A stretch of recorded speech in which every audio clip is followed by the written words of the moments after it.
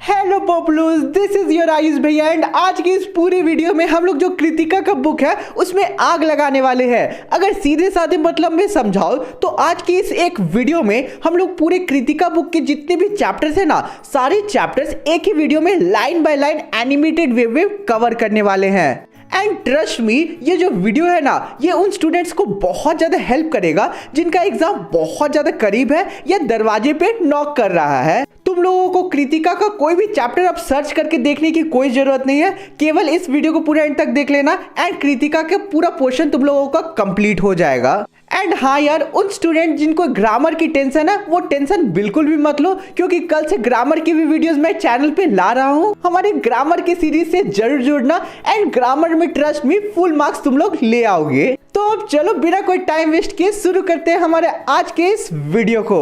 धोते जाओ धोते जाओ धोते जाओ धोते जाओ। Hello पॉपुलर्स, this is your Ayush भैया एंड आज की वीडियो में हम लोग कवर अप करने वाले तुम्हारे कृतिका बुक का सबसे पहला चैप्टर या कह सकते हो सबसे पहला स्टोरी, जिसका नाम है माता का आंचल। तो कहानी बहुत ही ज्यादा इजी है एंड वीडियो के एंड में मैं तुम लोगों को इस पार्ट के कुछ इंपॉर्टेंट क्वेश्चंस भी प्रोवाइड करने वाला हूँ, इसलिए वीडियो को छोड़ के जाने की गलती बिल्कुल भी मत करना। अब आराम से चुकू मुकू बैठो एंड आज की इस 3D एनिमेटेड वीडियो का मजा लो। एंड सबसे पहले तुम लोग मिल लो इस कहानी के सबसे मेन कैरेक्टर से। वो कौन है उनसे तुम खुद मिलो। हेलो, मैं हूँ शिव पूजन सहाय, इस पार्ट का लेखक, और इस पार्ट में मैं तुम लोगों को अपनी बचपन की कहानी के बारे में बताऊंगा कि बचपन में मैं अपने पिताजी के दिल के बहुत ज़्यादा करीब था और ज़्यादातर समय पिताजी के साथ ही बिताया करता था। लेकिन जब मुसीबत आती थी तो झटपट से मैं अपनी माता के पास जाकर छिप जाया करता था। तो पूरी कहानी उसी के बारे में है और इस पार्ट में मैं तुम लोगों को ये भी बताऊंगा कि मैं अपने दोस्तों के साथ कितना ज़्यादा खेला कूदा करता था। सिंपली यानी कि सिंपल भाषा में समझ जाओ कि ये जो पूरा पार्ट होने वाला है वो मेरे बचपन के बारे में होने वाला है और जो भी चीज़ें मैं बताऊंगा या वीडियो में तुम लोग सुनोगे ना, वो सारी बचपन की मेरी कहानी है। हेलो, मैं हूँ शिव पूजन शिवाय का पापा, यानी कि तुम्हारे लेखक का पिताजी हूँ मैं।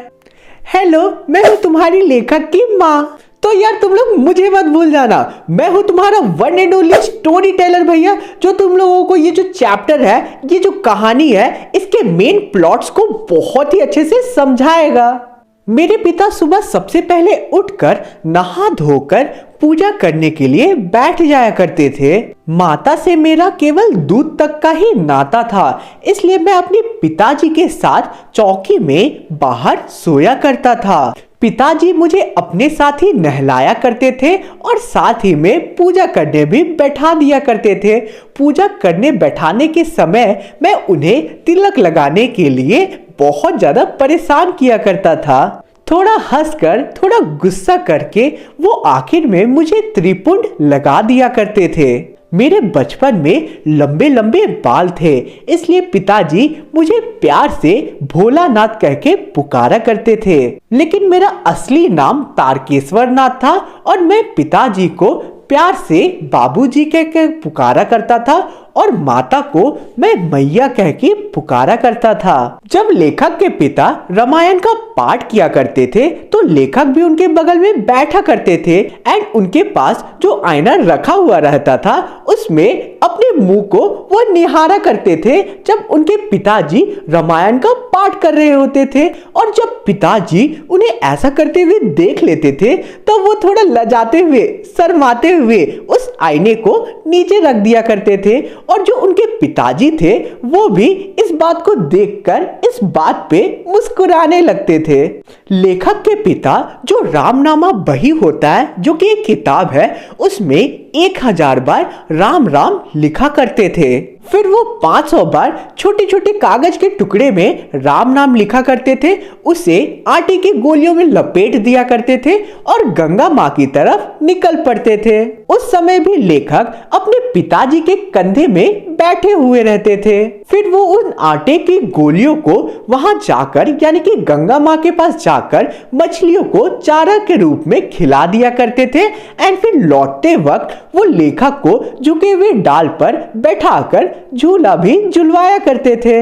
यार यहाँ तक वीडियो को अगर देख लिया होगा तो वीडियो को एक लाइक जरूर करना और चैनल को सब्सक्राइब करना नहीं भूलना। चलो आगे बढ़ते हैं। अब कभी कभी बाबूजी के साथ मैं कुश्ती भी लड़ा करता था और बाबूजी जानबूझ के हारने की नकल किया करते थे या एक्टिंग किया करते थे। मैं उनकी छाती पे तुरंत ही चढ़ जाया करता था और उनके मूंछों और दाढ़ी को जोर जोर से खींचने लगता था। पिताजी मेरे हाथों को वहां से हटाकर तुरंत ही चूम लिया करते थे। फिर वो खट्टा और मीठा चुम्मा भी मांगा करते थे और चुम्मा लेते वक्त वो अपनी दाढ़ी को बहुत ही जोर से मेरे गालों पे, मेरे सॉफ्ट गालों पे सटा दिया करते थे। मैं झुंझलाते हुए और गुस्से में उनके मूंछों और दाढ़ी को और जोर से खींचने लगता था और फिर वो बनावटी रोना रोने लगते थे। इस बात में मैं खिलखिलाकर हंसने लगता था।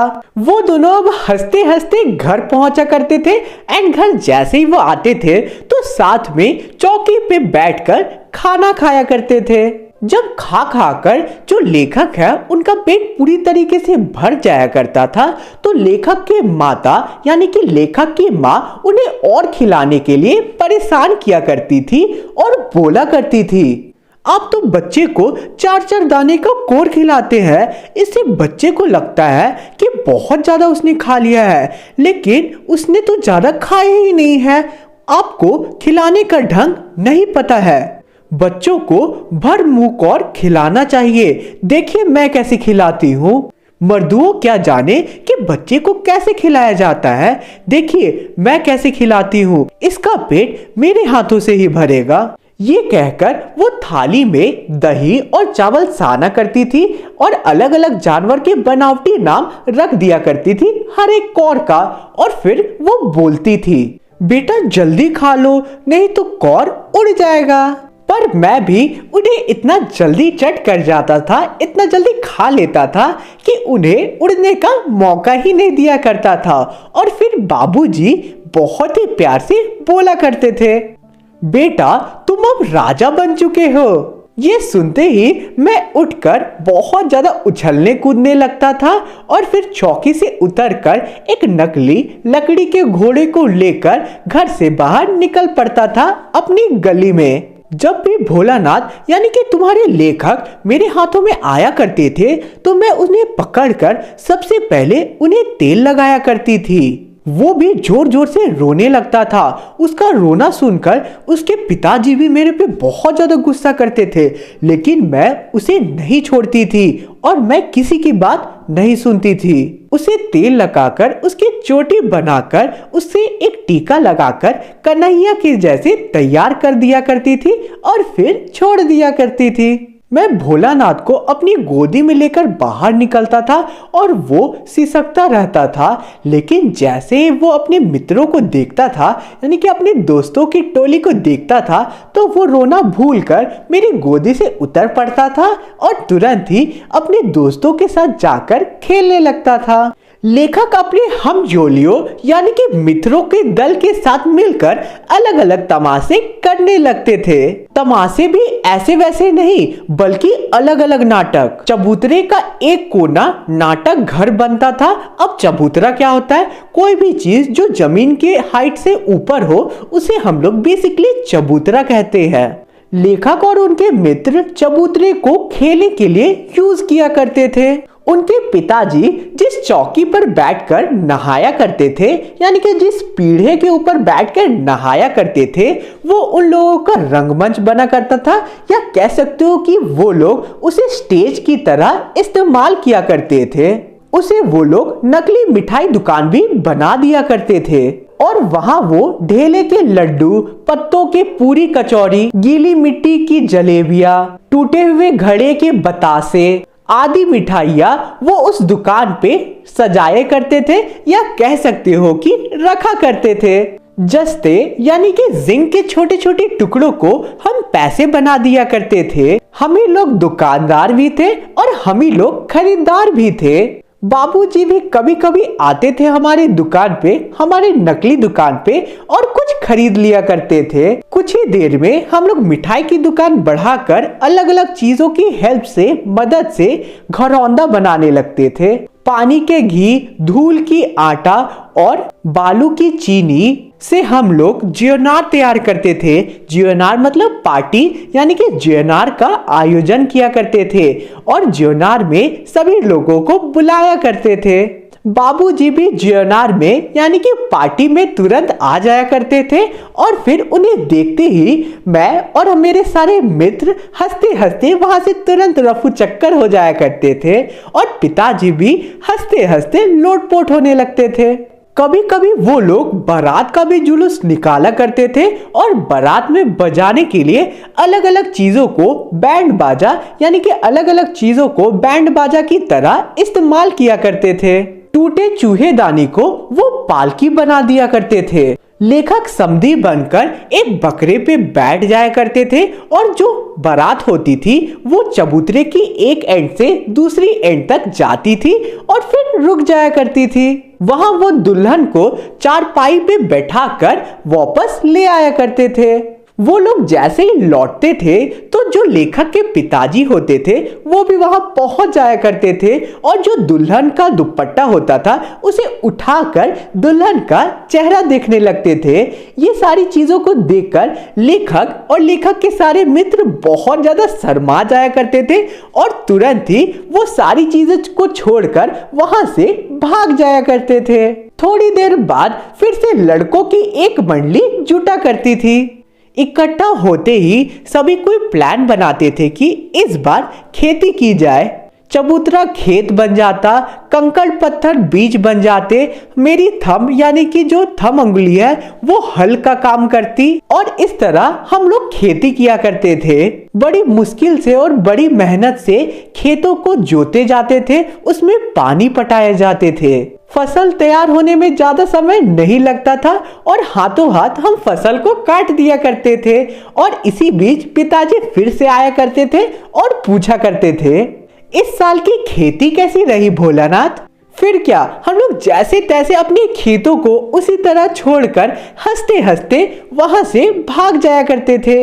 ऐसी नाटक हम लोग बराबर किया करते थे और राह चलने वाले लोग भी हमारे नाटक को देखा करते थे। जब कभी हम लोग दूल्हे के आगे जाने वाली पालकी को देखा करते थे तो जोर जोर से चिल्लाने लगते थे, रहरी बेरहरी पुरान रहरी, डोला के कन्या हमार महरी। अरे यार तुम लोग इसका भी मतलब मुझे कमेंट में बताना, ठीक है? तो यार चलो आगे बढ़ते हैं और चैनल पे नए होगे देन यार अभी तक तो सब्सक्राइब कर देना, बिना सब्सक्राइब किए हुए मत जाना। अब होता क्या है, इसी बात पर एक बूढ़े वर ने हम लोगों को एक दिन बहुत दूर तक दौड़ाते हैं और पत्थर भी हमारे पे फेंकते हैं। उसका चेहरा मुझे आज तक याद है। पता नहीं किस ससुर को ऐसा बेकार सा दामाद मिल रहा होगा।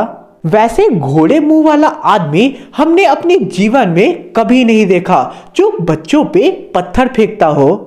आम की फसल के समय जब आंधी आया करती थी तो तुरंत ही आंधी खत्म होने के बाद लेखक और उनके मित्र आम खाने के लिए भाग जाया करते थे। अब एक दिन की बात है, होता क्या है कि जो लेखक और उनके मित्र होते हैं वो खेल रहे होते हैं आम की फसलों के पास। तुरंत ही बादल आसमान को घेर लेते हैं, घने बादल आसमान को घेर लेते हैं और वो बादल बहुत ज्यादा काले होते हैं। जोरदार हवा भी चलने लगती है। जो लेखक और उनके मित्र होते हैं वो तुरंत ही पेड़ से सट के खड़े हो जाते हैं ताकि वो बारिश में ना भीगे। बारिश खत्म होती ही जैसे ही वो लोग आसपास देखते हैं तो वो देखते हैं कि बारिश खत्म होती ही बहुत सारे बिच्छू बाहर आ गए हैं। वो उन बिच्छुओं को देख के बहुत ज्यादा डर जाते हैं और तुरंत ही वहां से रफू चक्कर हो जाते हैं, यानी कि सभी जितनी तेज हो सके उतनी तेज दौड़ पड़ते हैं। अब होता क्या है कि रास्ते में उन लोगों को मूशन तिवारी मिल जाते हैं जो कि बूढ़े होते हैं एंड स्कूल के अध्यापक होते हैं, या कह सकते हो स्कूल के एक टीचर थे। अब बैजू जो कि लेखक के एक मित्र थे वो तुरंत ही उन्हें चिढ़ाने लगते हैं और बोलते हैं, बुढ़वा बेईमान मांगे करेले का चोखा। अब इसका क्या मतलब होता है वो तुम लोग कमेंट करके बताना, जिसको शुद्ध हिंदी पूरी अच्छी तरीके से आती है। ठीक है, तो यहाँ पे ऐसा वो लोग कहकर उसे चिढ़ाने लगते हैं, यानी कि बैजू ऐसा कहने लगता है तो उसका साथ देते हुए सारे बच्चों का झुंड जो होता है वो भी मिलकर उन्हें चिढ़ाने लगते हैं इसी लाइन से। अब होता क्या है कि जो अध्यापक होते हैं यानी कि जो तिवारी जी होते हैं वो गुस्से में आ जाते हैं एंड सारे बच्चों को दौड़ाने लगते हैं। मूशन तिवारी सभी बच्चों को तो दौड़ाते हैं लेकिन उनके पकड़ में कोई भी नहीं आता है। सारे बच्चे तुरंत ही अपने अपने घर भाग जाते हैं और मूशन तिवारी के जो छात्र होते हैं वो मुझे घर से पकड़ के स्कूल ले जाते हैं। और उस समय जो गुरुजी होते हैं मूशन तिवारी होते हैं वो मेरी खूब खबर लेते हैं और मुझे बहुत ज्यादा डांटते हैं। पिताजी को जैसे ही ये बात पता चलती है कि मुझे स्कूल ले जाया गया है तो वो तुरंत ही भागते भागते स्कूल आते हैं और फिर मुझे बचाते हैं और फिर वहां से ले जाते हैं। मैं पिताजी की गोद में बहुत देर तक सिसक सिसक के रोता रहता हूँ और उनकी जो पूरी कमीज होती है वो भी भिंगा देता हूँ। अब रास्ते में जाते वक्त मुझे फिर से मेरी दोस्तों की टोली दिख जाती है और मैं रोना भूलकर तुरंत ही पिताजी की गोद से उतरकर अपने दोस्तों के ग्रुप में जुट जाता हूँ और फिर अपने दोस्तों के साथ खेलने के लिए निकल पड़ता हूँ। अब वो लोग दौड़कर मकई की खेत में चले जाते हैं। वो देखते हैं कि वहां पे एक टीला था और टीले में छेद था और ऑब्वियसली वो छेद चूहे के लिए होगा। ठीक है, चूहा बेसिकली वहां रहता होगा, इसलिए वो लोग क्या करते हैं तुम लोगों को पता है, बहुत सारा पानी लाते हैं एंड सभी एक एक करके उसमें पानी डालते जाते हैं। पानी डालने के बाद बहुत देर तक वो पानी डालते जाते हैं एंड बहुत देर पानी डालने के बाद भी कुछ नहीं निकलता है और फिर वो लोग थक जाते हैं। लेकिन कुछ ही देर बाद तुरंत ही चूहा तो नहीं निकलता है लेकिन उसके जगह एक सांप निकल जाता है। सांप को देखते ही वो सारे बच्चे बहुत ज्यादा डर जाते हैं और फिर सभी गिरते पड़ते तुरंत ही घर की तरफ भाग जाते हैं। मुझे भी बहुत ज्यादा चोटें लगती है और बहुत सारी जगहों से खून भी निकल रहा होता है। मेरे पैरों में इतने सारे कांटे चुभे कि पूरे जो पैर है वो सूज गया था और पूरा छल्ली हो गया था। हम एक सुर पे बिना रुके हुए सीधे घर घुस जाते हैं। जो पिताजी होते हैं वो चौकी पे बैठकर हुक्का पी रहे होते हैं और माँ घर का काम कर रही थी। पिताजी ने मुझे बहुत ज्यादा रोका लेकिन पिताजी की बात मैं नहीं सुनता हूँ और तुरंत ही अपनी माँ के पास चला जाता हूँ। वहां जाकर मैं तुरंत ही उसके गोद में बैठ जाता हूँ और आंचल में जाकर यानी कि मेरी माता का आंचल में जाकर मैं छिप जाता हूँ क्योंकि मुझे उस समय बहुत ज्यादा डर लग रहा था। लेखक की माँ अपने घर के सारे कामों को छोड़ देती है और बहुत ज्यादा डर जाती है। वो भी लेखक की हालत को देखकर बहुत ज्यादा डर जाती है और रोने लगती है। उसके साथ साथ जो पूरा घर होता है उसमें जो भी लोग होते हैं सभी बहुत ज्यादा डर जाते हैं। लेखक की माँ उन्हें बार बार चूमने लगती है और पूछने लगती है कि बेटा आखिर क्या हुआ, मुझे बताओ कि तुम्हारे साथ क्या हुआ, किसी ने डांटा, आखिर क्या हुआ तुम्हारे साथ। लेकिन लेखक इतने ज्यादा डरे हुए थे और इतना ज्यादा रो रहे थे कि वो उनके माउथ से यानी कि उनके मुंह से एक भी शब्द नहीं निकल पा रहा था। बाबूजी मुझे अपनी गोद में लेने की बहुत ज्यादा कोशिश करते हो उस समय, लेकिन मैं अपनी माँ का गोद नहीं छोड़ता हूँ क्योंकि मुझे मेरी माता के आंचल में शांति की अनुभूति हो रही थी। तो यार इसी के साथ आज का हमारा पूरा पार्ट बहुत अच्छे से कंप्लीट होता है। कहीं पे भी डाउट होगा ना, कमेंट एरिया पूरा खुला है, कमेंट करके पूछना, मैं जरूर रिप्लाई दूंगा। और हाँ यार, चैनल पे नए हो तो सब्सक्राइब कर देना, वीडियो को एक लाइक तो बनता ही है क्योंकि तुम लोगों के लिए मैं बहुत ज्यादा मेहनत करता हूँ। अब तुम्हारी स्क्रीन में कुछ इंपॉर्टेंट क्वेश्चंस आ रहे हैं, इन्हें देख लो। ये questions exam point of view से इंपॉर्टेंट हो सकते हैं। इनके आंसर चाहिए होगा तो टेलीग्राम ग्रुप ज्वाइन कर लेना, वहाँ पीडीएफ के फॉर्म में तुम लोगों को ग्रुप में इसके आंसर्स अवेलेबल होंगे। धोते जाओ धोते जाओ धोते जाओ धोते जाओ। Hello peoples, this is your only Ayush भैया एंड आज की वीडियो में हम लोग पढ़ने वाले हैं तुम्हारे कृतिका बुक का एक बहुत ही इजी सा चैप्टर जिसका नाम है साना साना हाथ जोड़ी। तो वीडियो को एंड तक जरूर देखना क्योंकि वीडियो के एंड में मैं तुम लोगों को इस चैप्टर के इस पार्ट के कुछ इंपॉर्टेंट क्वेश्चन भी प्रोवाइड कराने वाला हूँ, इसलिए वीडियो को जो छोड़ के जाने की गलती बिल्कुल भी मत करना। तो अब आराम से चुको मुको बैठो एंड आज की इस एनिमेटेड वीडियो का मजा लो। तो सबसे पहले हम लोग इस चैप्टर के इंपॉर्टेंट कैरेक्टर से मिल लेते हैं। वो कौन है उनसे तुम खुद मिलो। हेलो, मैं हूँ मधु कांकरिया, इस पार्ट की लेखिका, और इस पार्ट में मैं तुम लोगों को अपनी सिक्किम की यात्रा के बारे में बताऊंगी। मैं सिक्किम की राजधानी गैंगटॉक जाती हूँ एंड रास्ते में मैं जो जो चीजों के बारे में देखती हूँ, समझती हूँ एंड जो जो चीजें मैं देखती हूँ उसी के बारे में मैं तुम लोगों को पार्ट में बताऊंगी। हाय ब्रो, मैं हूँ जितेन नार्गी और इस चैप्टर में मैं एक गाइड के साथ साथ एक ड्राइवर हूँ। तो यार मुझे नहीं ना भूल गए तुम लोग, मैं हूँ तुम्हारा one and only story teller भैया जो तुम लोगों को इस पार्ट के मेन प्लॉट से रूबरू करवाएगा, यानी कि बहुत ही अच्छे से एक्सप्लेन करेगा इस पार्ट के मेन प्लॉट्स। तो अब चलो बिना कोई टाइम वेस्ट के शुरू करते हैं आज के हमारे इस वीडियो को। तो हमारा जो पार्ट है वो शुरू होता है और हमें बताया जाता है कि जो लेखिका है हमारी वो गैंगटॉक शहर की तरफ रात में देख रही होती है एंड ये जो शहर है वो लेखिका को बहुत ही ज्यादा सुंदर दिख रहा होता है क्योंकि जो शहर था वो तारों के जैसा चमक रहा था, यानी कि टिमटिमा रहा था। ऑब्वियसली रात का टाइम था तो सारे घरों में लाइट्स चल रहे थे एंड लेखिका को यही सीन बहुत ही ज्यादा सुंदर लगता है एंड लेखिका को लगता है कि ये जो रात है, ये जो गैंगटॉक का शहर है वो उन्हें हिप्नोटाइज कर रहा है। अब सुबह का टाइम आता है एंड जो हमारी लेखिका है वो एक प्रेयर गाती है, साना साना हाथ जोड़ी गर्दू हो प्रार्थना हमरा जीवन तुमरो कसौली। इस प्रार्थना का ये मतलब था कि अपने हाथों को अच्छे से जोड़ो और प्रार्थना करो कि हमारा जो जीवन है वो अच्छाइयों को समर्पित हो। ये जो प्रार्थना था, ये प्रार्थना लेखिका ने सुबह सुबह ही एक नेपाली युवती यानी कि एक नेपाली लड़की से सीखा था।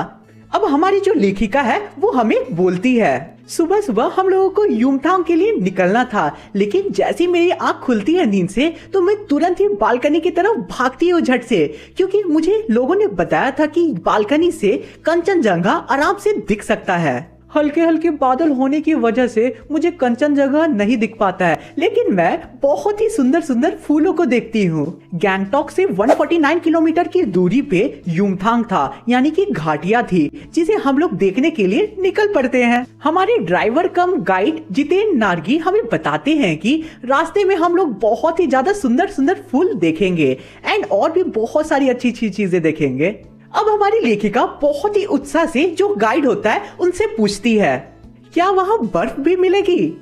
चलिए तो अब वो लोग अपनी जर्नी को शुरू करते हैं और जर्नी शुरू करते ही सबसे पहले वो लोग पाइन और धूपी के नुकीले पेड़ों को देखते हैं जो कि उन लोगों को बहुत ही ज्यादा खूबसूरत लगता है। वो लोग अब पहाड़ी रास्ते में धीरे धीरे आगे बढ़ते जाते हैं। जो वहाँ के लोग थे वो बौद्ध धर्म को बहुत ही ज्यादा मानते थे, इसलिए उन्होंने जगह जगह पे सफेद और रंगीन पत्रिकाएं लगा के रखी थी। अब पत्रिकाएं का मतलब क्या होता है? सफेद और रंगीन झंडियां उन्होंने बहुत जगहों पे लगा के रखी थी जो लेखक और उनकी टीम देखते हैं रास्ते में। अब जो गाइड होता है वो इन सफेद और रंगीन झंडियों के बारे में बताता है एंड इसका रीजन बताता है कि बौद्ध धर्म के लोग इसे आखिर जगह जगह पे क्यों लगाते हैं।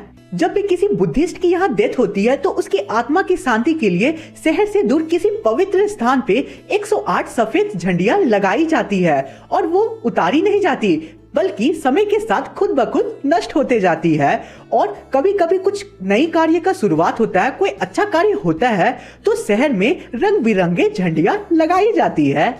गाइड बोलता जा रहा था और हमारी जो लेखिका थी उनका जो नजर था वो जीप में लगी दलाई लामा की एक तस्वीर पे ही टिकी हुई थी। जो लेखिका थी वो ये जो तस्वीर है वो बहुत सारे दुकानों में भी देखती है एंड सेम तस्वीर दलाई लामा का उनकी जीप में भी लगी हुई थी। अब लेखिका वो जगह पे देखती है जहाँ पे फिल्म गाइड की शूटिंग हुई थी। उस जगह का नाम था कवि लॉन्गस्टैंग था।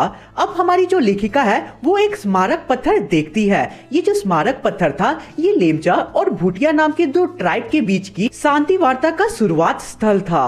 अब मैं एक कुटिया में एक चक्र को देखती हूँ जो घूम रहा होता है और उसके बारे में मुझे जितेन कुछ ऐसी बात बताता है जिसे मैं सुन के शॉक्ड हो जाती हूँ। ये प्रेयर व्हील है और इसे घुमाने से सारे पाप धुल जाते हैं जिंदगी के। धीरे धीरे वो लोग ऊंचाई की तरफ बढ़ते जा रहे थे एंड जो सारे घर थे ऊंचाई से वो उन लोगों को छोटे छोटे दिख रहे थे और हिमालय जो था वो लोगों को बड़ा दिख रहा होता है। रास्ते छोटे छोटे और घुमावदार होने लगे। बीच बीच में वो लोग रंग बिरंगे फ्लावर्स भी देखते हैं। उन लोगों का जीप कच्चे पक्के रास्ते से होता हुआ हरियाली वाले रास्ते से आगे बढ़ रहा था और अब इस पॉइंट ऑफ टाइम पे लेखिका बोलती है। इतने अच्छे दृश्य को देख के सारे सैलानी खुशी खुशी गाना गाना शुरू कर देते हैं, लेकिन मैं चुपचाप अपनी सीट में बैठी होती हूँ। मैं सिर्फ खिड़की से बाहर सुंदर सुंदर दृश्यों को देख रही होती हूँ। मैं अपने सिर को खिड़की से बाहर निकाल कर देखती हूँ कि बहुत ही सुंदर सुंदर पर्वत है। मैं अलग अलग झरने को देखती हूँ, मैं सुंदर आसमान को देखती हूँ, मैं तिस्ता नदी को देखती हूँ और ये सारी चीजें मुझे बहुत ही ज्यादा खुशी दे रही होती है। मुझे हिमालय को सलाम देने का भी मन करता है और तभी अचानक जीप रुकती है और हमारे सामने सेवन सिस्टर वाटरफॉल था। सारे लोग जीप से उतरकर फोटो क्लिक करने में बिजी हो जाते हैं। मैं एक पत्थर पे जाती हूँ जो सेवन सिस्टर फॉल के पास था, वहां जाती हूँ, उस पे बैठ जाती हूँ और प्राकृतिक दृश्यों का मजा लेती हूँ। जैसे ही मैं अपने पैरों को पानी में डालती हूँ तो मेरा जो दिल होता है वो काव्यमय हो जाता है। सत्य और सौंदर्य को भी छूने लगता है मेरा दिल। अब वो लोग आगे बढ़ते हैं एंड रास्ते में फिर वो लोग आगे बढ़ते जाते हैं तो और भी मनमोहक दृश्य देखते हैं। कहीं हिमालयस की शोभा हरी थी तो कहीं पीली थी और कई जगहों पे जो हिमालय का शोभा था वो पथरीली दिख रही थी उन लोगों को। अब अचानक क्या होता है जानते हो? अब अचानक पूरे एटमॉस्फेयर को यानी कि पूरे पहाड़ों को बादल ढक देते हैं, यानी कि घने बादल पूरे पहाड़ों को घेर लेती है।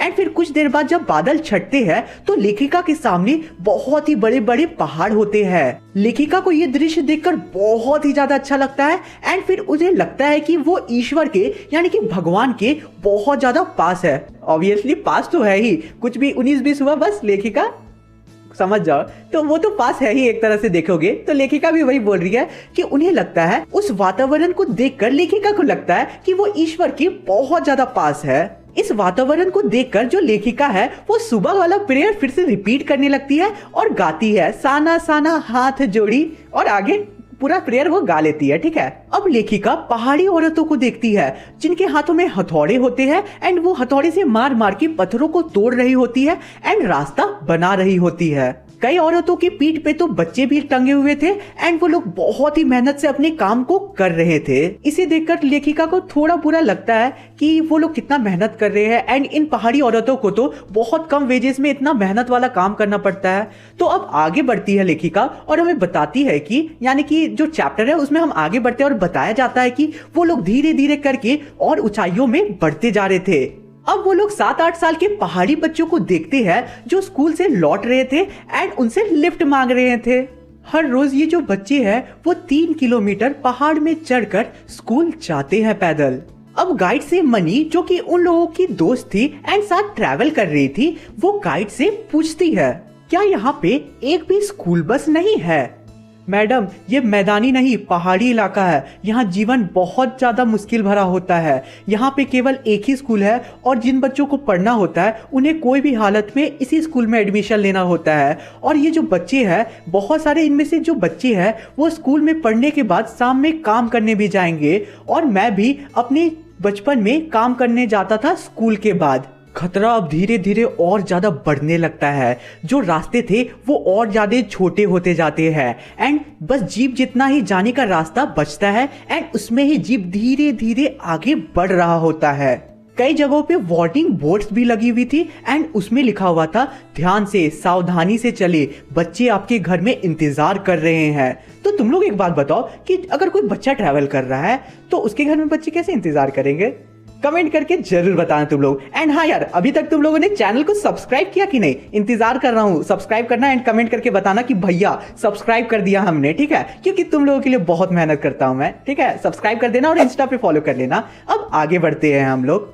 थोड़ा और आगे बढ़ने पे वो लोग याक को देखते हैं एंड अब सूरज ढल रहा था, यानी कि शाम हो रहा था और शाम से अब अंधेरा हो रहा था। वो लोग पहाड़ी औरतों को देखते हैं जो अपनी गायों को चराकर वापस घर ला रही थी एंड अपने सर पे कईयों ने बहुत सारा वुड बांध कर रखा था एंड वो अपने घर ले जा रही थी उन लकड़ियों को। फिर वो लोग चाय बागान देखते हैं एंड चाय बागान पे वो देखते हैं कि बहुत ही सुंदर युवती वहाँ पे काम कर रही होती है, यानी कि बहुत सुंदर सुंदर लड़कियां वहाँ काम कर रही थी। तो यार अब आगे लेखिका बोलती है, युमथांग जाने के लिए हम लोगों को लायुंग नाम का एक बस्ती में रुकना पड़ता है रात में। ये जो बस्ती थी ये बहुत ही ज्यादा शांत थी। तीस्ता नदी के साइड में एक लकड़ी का घर था, उस लकड़ी के घर में ही हम सभी लोग रुकते हैं। मुंह हाथ धोकर मैं तीस्ता नदी के किनारे पे बिखरे पत्थरों में जाकर बैठ जाती हूँ। सामने बहुत ही ऊंचाई से झरना नीचे गिर रहा होता है, बहुत ही अच्छी हवा चल रही होती है। वहाँ पे पेड़ पौधे उस हवा में झूम रहे थे। अब लेखिका सोचती है कि हमारी नई पीढ़ी ने प्रकृति के साथ खिलवाड़ करके बिल्कुल भी अच्छा नहीं किया है एंड उन्होंने ये काम बहुत ज्यादा गलत किया है। अब वो तीस्ता नदी के पास बैठकर प्रार्थना भी करती है और उसके बाद उस लकड़ी के घर में वो लोग रात भर डांस भी करते हैं। लायुंग की सुबह बहुत ही ज्यादा शांत थी। लेखिका अकेली ही टहलने निकल जाती है एंड वो सोचती है कि शायद उन्हें बर्फ भी मिल जाए रास्ते में, लेकिन वहाँ पे बर्फ का एक कतरा भी नहीं था। वो लोग सी लेवल से 14,000 फीट की ऊंचाई पे थे, तो तुम लोग इमेजिन कर लो कि कितनी ज्यादा हाइट पे थे वो लोग इस वक्त। अब लेखिका को घूमते हुए एक नौजवान लड़का देखता है और उन्हें बोलता है, पॉल्यूशन के चलते दिन ब दिन यहाँ पे स्नोफॉल कम होते जा रही है। अगर आपको स्नोफॉल या फिर बर्फ देखना है तो आप कटाव चली जाओ। वो भारत का स्विट्जरलैंड है और यहाँ से 500 फीट की ऊंचाई पे है और करीब यहाँ से आप ट्रैवल करके जाते हो तो 2 घंटे का समय आपको लगेगा। आप वहाँ जा सकती हो अगर आपको बर्फ देखना है तो। उम्मीद, आवेश और उत्तेजना में जो लेखिका है वो डिसाइड करती है कि वो कटाव जाएगी एंड वो लोग कटाव के रास्ते पे फिर सुबह सुबह निकल पड़ते हैं। कटाव का जो रास्ता था वो और ज्यादा खतरनाक था, रास्ते और ज्यादा छोटे छोटे थे एंड रास्ते में बहुत ज्यादा फॉग था, ठंड भी बहुत ज्यादा थी एंड बारिश भी हो रही थी, जिसके कारण जो जितेन था वो गाड़ी बहुत ही मुश्किल से चला रहा था, यानी कि अंदाजे से चला रहा था। जितेन लगभग में अपने अनुमान से गाड़ी चला रहा होता है क्योंकि बादलों ने सभी कुछ, आकाश, पेड़ पौधे, माउंटेन सभी कुछ ढक दिया था। बादलों को चीरते हुए हमारी जीप आगे की ओर बढ़ रही थी। एक गलती होती और हम सब मारे जा सकते थे। इस पॉइंट ऑफ टाइम पे, यानी कि इस सिचुएशन पे हमारी सांस लेने की आवाज को छोड़कर आसपास कोई भी जीवन नहीं था। थोड़ी ही दूर दूर पे अलग अलग चेतावनी लिखी हुई थी। अब आधे रास्ते बाद जो धुंध होता है वो हट जाता है। हम कटाव के करीब आ रहे थे क्योंकि हमें दूर से बर्फ से ढके हुए पहाड़ दिख रहे थे। अब जितेन एक्साइटेड होकर बोलता है, सब कोई देखिए कितना ताजा बर्फ है यहाँ पे, लगता है रात में ही बर्फबारी हुई है। अब वो लोग जैसे ही थोड़ा और आगे बढ़ते हैं तो उन्हें बर्फ से ढके पहाड़ पूरे साफ साफ दिखाई देने लगते हैं। पहाड़ पे जो बर्फ था वो चांदी की जैसी चमक रहा होता है। अब हमारी जो लेखिका है वो अपने सिर को विंडो से बाहर निकालती है, यानी कि जीप के विंडो से बाहर निकालती है एंड दूर दूर के नजारों का मजा लेती है। अब चमत्कार होता है और हल्का हल्का जो बर्फ होता है वो गिरना शुरू हो जाता है और वो जो बर्फ था वो मोतियों की जैसा चमक रहा होता है। जितेन अब गाना गाने लगता है और सभी सैलानी तुरंत ही जीप से उतरते हैं और वो लोग बर्फ में लोटपोट हो जाते हैं, यानी कि बर्फ में खेलने लगते हैं। घुटनों तक बर्फ थी और वो जो बर्फ था वो बहुत ज्यादा सॉफ्ट था। बहुत सारे सैलानी लोटपोट होने लगते हैं बर्फ में, बहुत कोई फोटो खिंचवाने लगते हैं, यानी कि प्राकृतिक दृश्य का फोटो क्लिक करने लगते हैं। लेखिका का भी मन था कि वो भी बर्फ में लोटपोट होए, बर्फ में खेले, बर्फ में दौड़े, लेकिन जो लेखिका थी उनके पास जूते नहीं थे जिससे वो बर्फ पे चल सकती थी, यानी कि समझ सकते हो कि बर्फ पे चलने वाले उनके पास जूते नहीं थे। लेखिका अब इन सारे दृश्यों को अपने अंदर समा लेना चाहती थी और फिर वो मन में ही सोचती है कि इसी सराउंडिंग में रह के हमारे ऋषि मुनियों ने वेदों की रचना की होगी और जीवन के सत्यों को खोजा होगा। अब मनी बोलती है, देखो प्रकृति भी कितने नायाब ढंग से सारी चीजों का इंतजाम करती है। सर्दियों में बर्फ के रूप में पानी को स्टोर कर लेती है और यही बर्फ गर्मियों में पिघल जाती है एंड फिर यही बर्फ से सारे एशिया को पानी मिलती है। वहाँ नजदीक में ही चीन का बॉर्डर था। अब लेखिका जो है वहाँ जाके सैनिकों से भी मिलती है एंड उन्हें देखकर लेखिका थोड़ा भावुक भी हो जाती है, क्योंकि वो देखती है कि जो सैनिक है वो कितने ठंड में, कितने हार्श कंडीशन में हम लोगों की सुरक्षा करते हैं। अब कटाव से युमथांग के लिए लेखिका का सफर शुरू होता है और फिर वो युमथांग के लिए निकल पड़ती है। रास्ते में वो प्रियोता और उडैंड्रो के सुंदर सुंदर फूल देखती है। युमथांग कटाव जितना सुंदर बिल्कुल भी नहीं था। तब हमारी लेखिका को समझ आता है और महसूस होता है कि मंजिल से ज्यादा रोमांचक मंजिल तक का सफर होता है। मैं वहाँ पे अब एक सिक्किम की लड़की से मिलती हूँ जो अपने आप को इंडियन बोलकर संबोधित करती है और इसे सुनकर मुझे बहुत ही ज्यादा खुशी मिलती है। मुझे इसलिए अच्छा लगता है क्योंकि लोग अपने आप को केवल राज्य तक ही सीमित नहीं रख रहे थे। अब लौटते वक्त मैं पहाड़ी कुत्तों को भी देखती हूँ। अब जितेन बताता है सबको आगे पत्थर में गुरु नानक जी की फुटप्रिंट्स भी है और माना जाता है कि उनके प्लेट से एक दाना चावल नीचे गिर गया था, जिसके कारण यहाँ पे चावल की खेती की जाती है। जानते हो तुम लोग, यहाँ पे नदी, पहाड़, प्रकृति सभी चीजों की पूजा की जाती है एंड उन्हें पूजा जाता है। युमथांग पहले टूरिस्ट प्लेस नहीं था। कैप्टन शेखर दत्ता के सुझाव पे ही इसे टूरिस्ट प्लेस बनाया गया और यहाँ के अलग अलग रास्तों को ढूंढा गया। लेखिका अब अपने मन में सोचती है कि मनुष्य की यही असमाप्त खोज का नाम सौंदर्य है और फिर जीप आगे बढ़ जाती है और हमारी जीप यहीं पे रुक जाती है, ठीक है, क्योंकि हमारा पूरा चैप्टर कंप्लीट होता है। उम्मीद करता हूँ कि तुम लोगों को चैप्टर पूरा क्लियर आउट हो गया होगा। कहीं पे भी दिक्कत होगा कमेंट करके पूछना। अब तुम्हारे स्क्रीन पे जो इंपॉर्टेंट क्वेश्चन है इसे अच्छे से कर लेना। आंसर चाहिए होगा देन टेलीग्राम ग्रुप ज्वाइन कर लेना। धोते जाओ धोते जाओ धोते जाओ धोते जाओ। Hello पॉपुलर्स, this is your Ayush भैया एंड आज की वीडियो में हम लोग कवर अप करने वाले तुम्हारे कृतिका बुक का आखिरी पार्ट, दैट इज मैं क्यों लिखता हूँ। तो वीडियो को छोड़ के जाने की गलती बिल्कुल भी मत करना, क्योंकि वीडियो के एंड में मैं तुम लोगों को इस पार्ट के कुछ इंपॉर्टेंट क्वेश्चंस भी प्रोवाइड करने वाला हूँ। तो अब आराम से चुकमुकु बैठो एंड आज की इस एनिमेटेड वीडियो का मजा लो। एंड सबसे पहले तुम लोग मिल लो इस पार्ट के मेन कैरेक्टर से। वो कौन है उनसे तुम खुद मिलो। हाय, मैं हूँ तुम्हारे इस पार्ट का लेखक अज्ञेय और मैं तुम लोगों को इस पार्ट में ये बताऊंगा कि आखिर मैं लिखना क्यों शुरू करता हूँ एंड आखिर कोई भी जो लेखक होते हैं, रचनाकार होते हैं, वो क्यों लिखते हैं आखिर। तो यार तुम लोग मुझे मत भूल जाना, मैं हूँ तुम्हारा one and only story teller भैया, जो तुम लोगों को इस पार्ट को बहुत ही अच्छे से एक्सप्लेन करेगा, इंपॉर्टेंट पॉइंट्स को बहुत ही अच्छे से समझाएगा। तो अब हमारा जो चैप्टर है, जो हमारा पार्ट है, वो शुरू होता है और हमें बताया जाता है कि आखिर मैं क्यों लिखता हूँ। ये क्वेश्चन सुनने में तो बहुत ही ज्यादा आसान लगता है, बहुत ही ज्यादा इजी लगता है, लेकिन इसका आंसर बहुत ही ज्यादा टफ है, क्योंकि इसका सही आंसर लेखक के अंदरूनी लाइफ यानी कि अंदर के जीवन से संबंध रखता है। इसका रीजन कुछ शब्दों में बताना इजी तो नहीं है, पता नहीं पॉसिबल भी है कि नहीं है। बस इतना ही किया जा सकता है कि उनमें से कुछ के बारे में तुम लोगों को बताया जा सकता है। विशेष रूप से ऐसी चीजें तुम लोगों को बताया जा सकता है जो कि तुम्हारे लिए फ्यूचर में काम आ सकती है एंड जिससे तुम्हें कुछ ज्ञान मिल सकता है। इसका एक जवाब ये है कि मैं इसलिए लिखता हूँ क्योंकि मैं खुद जानना चाहता हूँ कि मैं क्यों लिखता हूँ। लिखे बिना इस प्रश्न का उत्तर मिल ही नहीं सकता है और रियलिटी में सही आंसर, सच्चा आंसर यही है। लिखकर ही लेखक अपने अंदर की व्यवस्था को पहचानते हैं, जिसके कारण उन्होंने लिखा है और लिखकर ही वो मुक्त हो जाते हैं। मैं भी उस अंदर की व्यवस्था से मुक्ति पाने के लिए, अलग होकर उसे देखने और पहचानने के लिए लिखता हूँ। मेरा विश्वास है कि सभी कृतिकार, सभी लेखक कृतिकार नहीं होते हैं, ना ही उनके सारे राइटिंग्स कृति होते हैं। कृतिकार का मतलब होता है लेखक या रचनाकार। तो यहाँ पे हम लोगों को बेसिकली ये समझाया जा रहा है कि अगर फॉर एग्जाम्पल हम लोग एग्जाम देने जाते हैं तो वहाँ निबंध लिखने आता है हिंदी में, ठीक है, तो हम लोग निबंध को अपने वर्ड्स में लिखते हैं, ठीक है, अपने एक्सपीरियंस की बेस में लिखते हैं, ठीक है। तो अगर हम लोग लिखते हैं उसे बहुत ही अच्छे से, ठीक है, मार्क्स के लिए लिखते हैं हम लोग बेसिकली, तो उसे लिखते हैं तो हम लोग एक रचनाकार नहीं कहलाने लगेंगे। उस तरह तो दुनिया में रचनाकार की कोई कमी नहीं होगी, हर एक व्यक्ति रचनाकार बन जाएगा।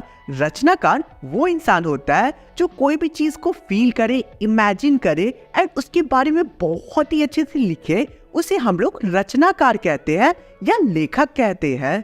अब हम लोगों को आगे पार्ट में बताया जा रहा है कि दो प्रकार की व्यवस्था के चलते कोई भी लेखक अपनी राइटिंग्स को लिखता है।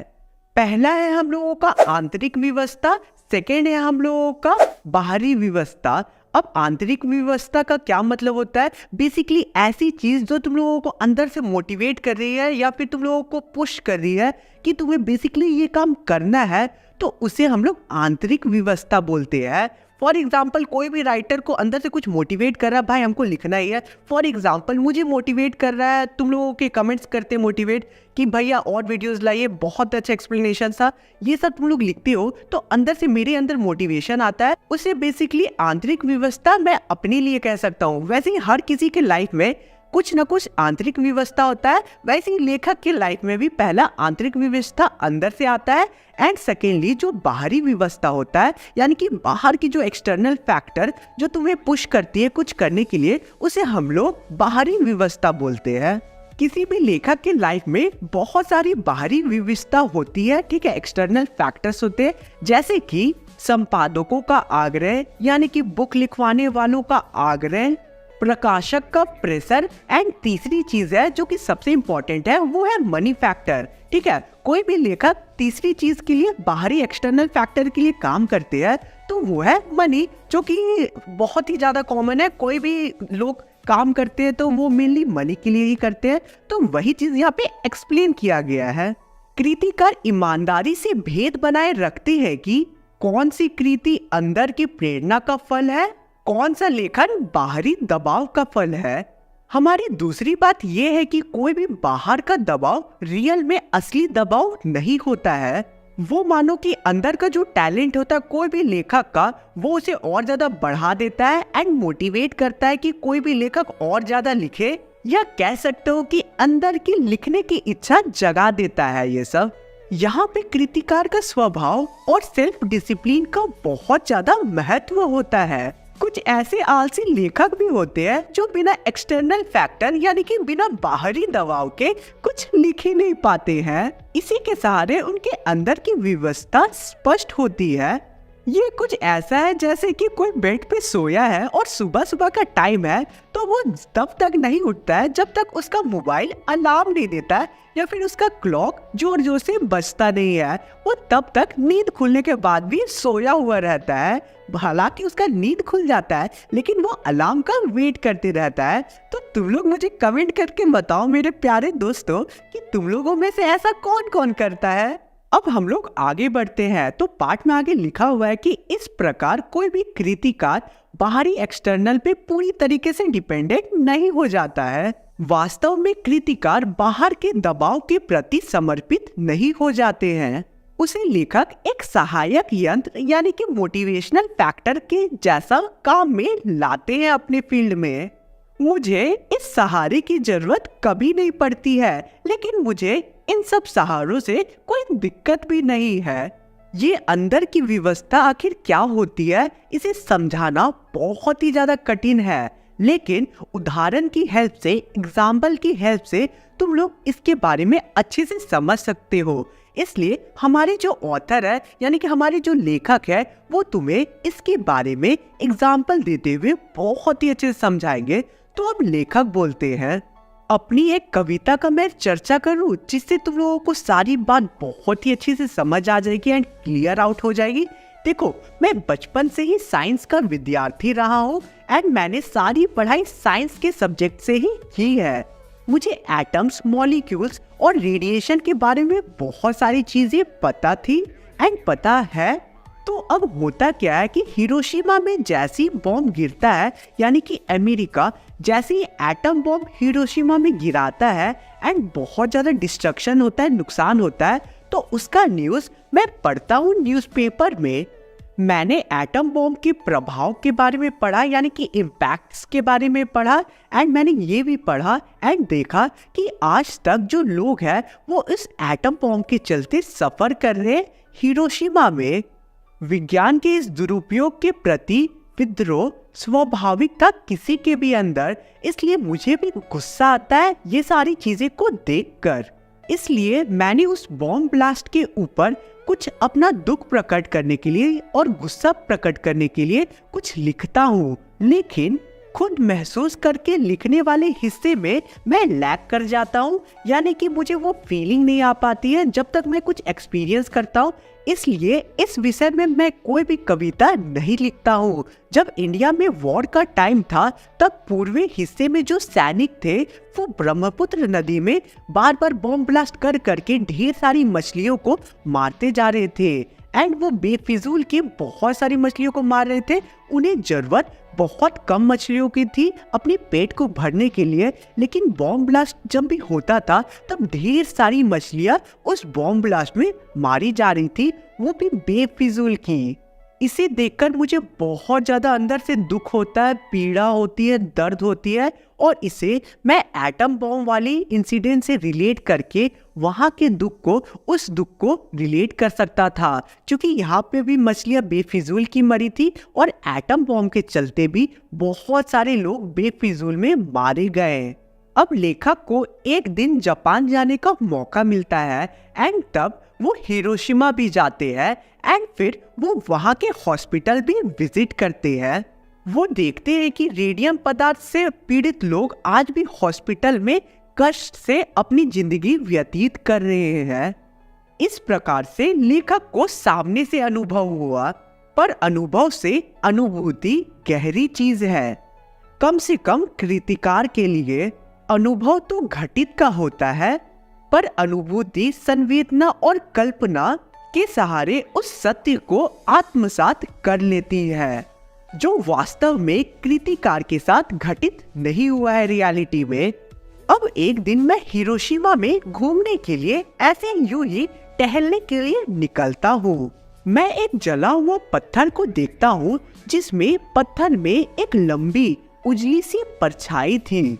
मैं उसे देखते ही समझ गया कि जब एटम बॉम्ब गिरा होगा हिरोशिमा में तो कोई इंसान उस पत्थर के पास खड़ा होगा और पलक झपकते ही वो वेपराइज हो गया होगा, वो तुरंत ही हवा में उड़ गया होगा, लेकिन उसकी जो शैडो है वो वहीं पे रह गई होगी। और इसी ट्रेजेडी के बारे में इस पत्थर में लिखा हुआ है। उस छाया को देखकर हमारे लेखक को ऐसा लगता है कि किसी ने उनके गाल में जोर से थप्पड़ मारा हो। मैं फील करता हूँ कि उस टाइम उसे कितना ज़्यादा दुख, दर्द, पीड़ा हुआ होगा। लिटरली मुझे अंदर से बहुत ही ज़्यादा खराब लगता है उसे देखकर, उस शैडो को देखकर, एंड मुझे लिटरली रोने का भी मन करता है, लेकिन क्या कर सकते थे, अब जो हो गया उसे कोई चेंज नहीं कर सकता है। इसी से लेखक के अंदर की विवशता जागी और फिर वो भारत लौटते वक्त ट्रेन में बैठकर एक कविता लिखते हैं इसके बारे में। कविता अच्छी थी या खराब थी इससे लेखक को कोई भी फर्क नहीं पड़ता है। ये सारी चीजों को देखकर लेखक के अंदर जो अनुभूति उत्पन्न हुई वो सच्ची थी और यही उनकी निकट की बात है। इसी के साथ आज का हमारा पूरा पार्ट बहुत ही अच्छे से कंप्लीट होता है, लाइन बाय लाइन। उम्मीद करता हूँ कि एक्सप्लेनेशन बहुत ही अच्छा लगा होगा तुम लोगों को। चैनल पे नहीं हो तो सब्सक्राइब कर देना यार, क्योंकि तुम लोगों के लिए बहुत ही ज़्यादा मेहनत करता हूँ। अब तुम्हारी स्क्रीन में कुछ इंपॉर्टेंट क्वेश्चंस आ रहे हैं, इन्हें देख लो, ठीक है। ये जो क्वेश्चंस है एग्जाम पॉइंट ऑफ व्यू से इंपॉर्टेंट हो सकते हैं, ठीक है। इसके आंसर चाहिए होगा देन टेलीग्राम ग्रुप ज्वाइन कर लेना, लिंक डिस्क्रिप्शन में गिवन है। इंस्टाग्राम पे फॉलो नहीं किया देन उसे भी फॉलो कर लेना वहाँ पे मुझे, ठीक है। उसका भी लिंक पिंड है कमेंट एरिया में और डिस्क्रिप्शन में। चलो मिलते हैं किसी और वीडियो में। Thanks for watching the video.